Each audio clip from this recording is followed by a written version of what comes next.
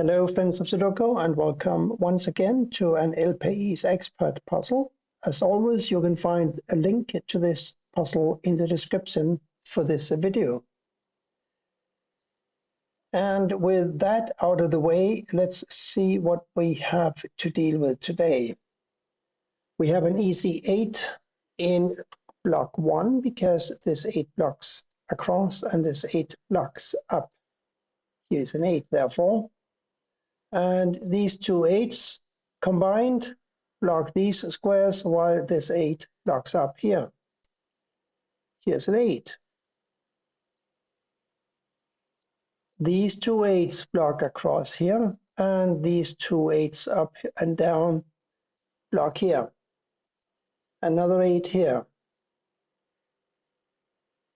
Now we're not going to have an 8 here or here, and we're going to have an 8 here or here.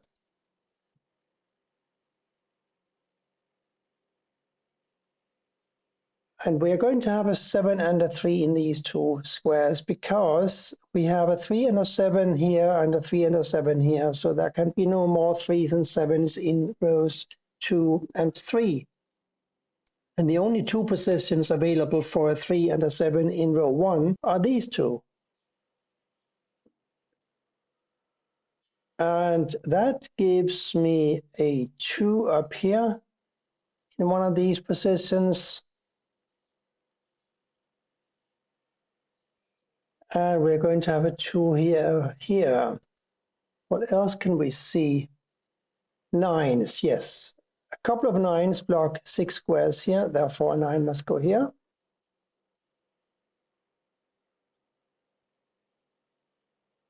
We are going to have a 5 here or here because this 5 blocks these squares and this 5 blocks this square.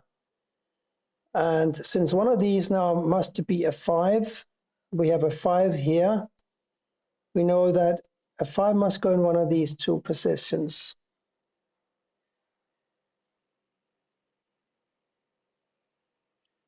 And here's another observation. These two squares must be a 2 and a 3 because 2 and 3 block here, 2 and 3 block here.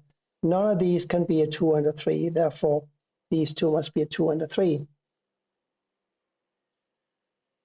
And that gives me a 7 because since these two can't be 7s anymore and we have a 7 blocking across here and a 7 blocking down here, it is clear that this must be a 7.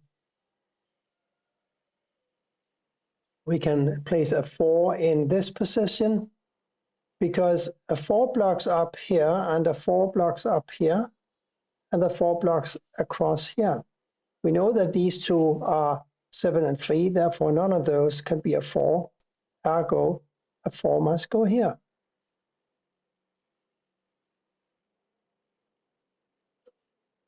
Now we have a 6 in this square because this 6 blocks here and these two 6s block here and here. So here's a 6. And this 1 blocks here and here, therefore a 1 must go here. And these two squares have got to be a 5 and a 9. And since these are 7 and 3, these two must be a 2 and a 6. The 6 blocks up, of course, giving me a 2 here and a 6 here. One last square to fill in row 3, and that looks as if it has got to be a 9. So 9 blocks here, 9 blocks here. These two are 2 and 3, therefore a 9 must go here. Now we have a 9 and a 7 and a 9 and a 7 blocking down. Therefore 9 and 7 must go here. The 9 blocks over, forcing a 7 to go here and a 9 here. Here now we're looking for a 2, 8 and a 7. That's easy. The 2 and a 7 block here, giving me 1, 8. This 8 blocks over, so does this, and this 8 blocks down, and 8 therefore goes here. 2 and 7 here, also easy. The 7 blocks down. Here's a 2, here's a 7.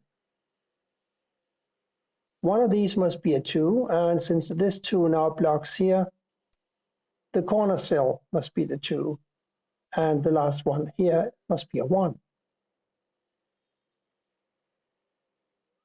Now we have a 1 here, for the simple reason that this one blocks here, this one blocks here, this one blocks here, and this one blocks here. So the only available square in row 6 for a 1 is this square here. 2 and 3, the last square up here, therefore has got to be a 4.